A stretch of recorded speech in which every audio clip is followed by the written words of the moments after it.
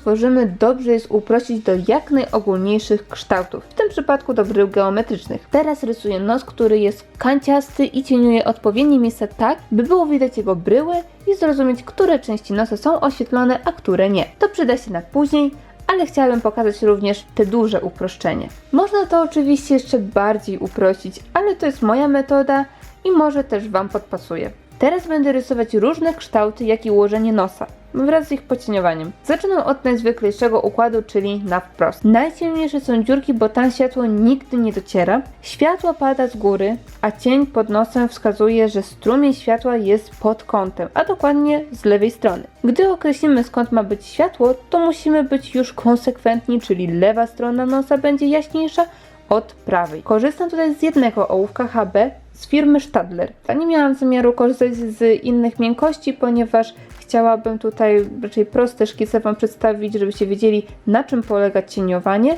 Czasami oczywiście tutaj rozcieram sobie palcem albo takim specjalnym papierkiem.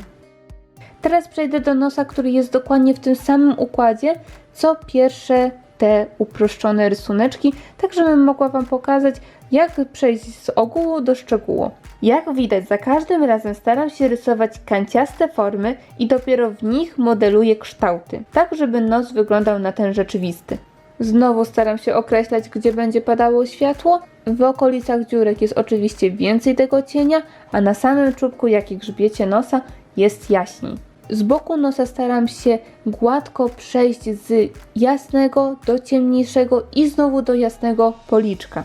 Ten cień może być oczywiście o wiele bardziej delikatny, czasami jest ledwo widoczny. Następnym układem jest rzut z dołu, czyli widzimy dokładnie dziurki. Teraz ta część będzie o wiele bardziej wydłużona, a grzbiet nosa skrócony. To jest takie działanie skrótu perspektywicznego i też można na początku wrysować to w bryłę, a później wymodelować kształt nosa. Nie jest to takie proste, ponieważ nie mamy tutaj całej twarzy, więc wygląda to może troszkę dziwnie, ale będę starała się to narysować jak najpoprawniej. Takie rysunki, jak tutaj wykonuję, one są bardzo szybkie, czasami można niedokładnie to zacieniować, ważne, żeby wiedzieć, gdzie te cienie mają się znajdować i to jest super ćwiczenie właśnie anatomii. Jeżeli ktoś chce się uczyć, jak rysować różne części ciała, to właśnie jedna kartka, taka A3 czy szkicownik i można w ten sposób sobie ćwiczyć różne układy, właśnie rzut z dołu, rzut z góry, z boku, na wprost i wtedy takie ćwiczenia nam bardzo dużo dają. Im częściej coś takiego rysujemy, tym bardziej dochodzimy do wprawy i pewne rzeczy stają się dla nas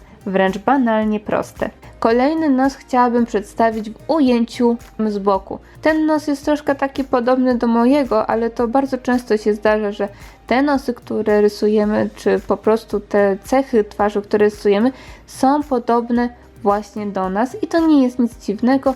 Każdy to ma, ponieważ rysujemy to, co znamy najlepiej. Dlatego ten nos jest trochę taki drobny, zadarty. Na samym początku musimy oczywiście zacząć od bryły.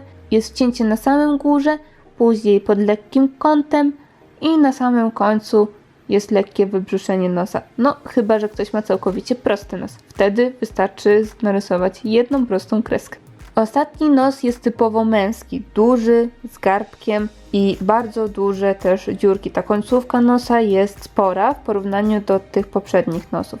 Te załamanie wiąże się z tym, że kość, jak i chrząstka jest połączona w taki sposób, że tworzy kąt.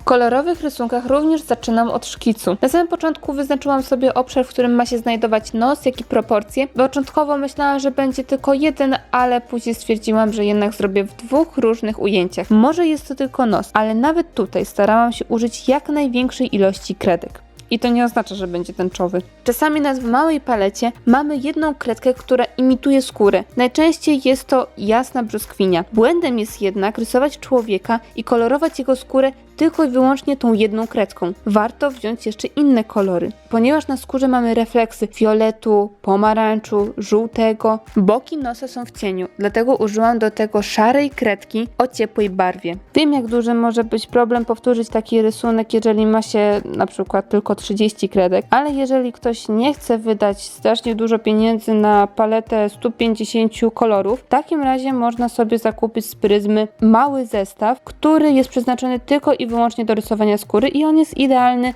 jeżeli ktoś chciałby się bawić tylko i wyłącznie w portrety. Kolorując nos cały czas staram się przeplatać odcienie różu z brzoskwinią, a jasne elementy rozcieram białą kredką. Drugi układ nosa postanowiłam, że zrobię w bardziej jaśniejszej odsłonie, ponieważ najczęściej jak twarz jest oświetlona, to cienie, chociażby boki nosa są bardzo jasne i czasami mało widać różnicy między policzkiem a grzbietem nosa. Dlatego tutaj będzie te przejście o wiele bardziej delikatne. Oczywiście wszystko zależy, kogo rysujemy, w jakim miejscu znajduje się osoba, czy jest ten nos bardziej w cieniu, czy jest właśnie prześwietlony. Ja tutaj chciałabym pokazać, jak nos by wyglądał, gdyby był oświetlony światłem naturalnym, czyli słonecznym. Jeśli macie oczywiście więcej pytań na temat, jak coś narysować, w takim razie zapraszam Was na Twitcha, ponieważ tam możecie na bieżąco zadawać pytania, a ja będę mogła to w jakiś sposób wytłumaczyć też przy okazji rysując. I jest to wszystko na żywo, więc myślę, że to jest najlepsza forma uczenia się rysunku. To tyle, co chciałam Wam dzisiaj pokazać. Mam nadzieję, że ten poradnik będzie dla Was przydatny i do zobaczenia. Mam nadzieję, że już niedługo. To pa! Pa, pa!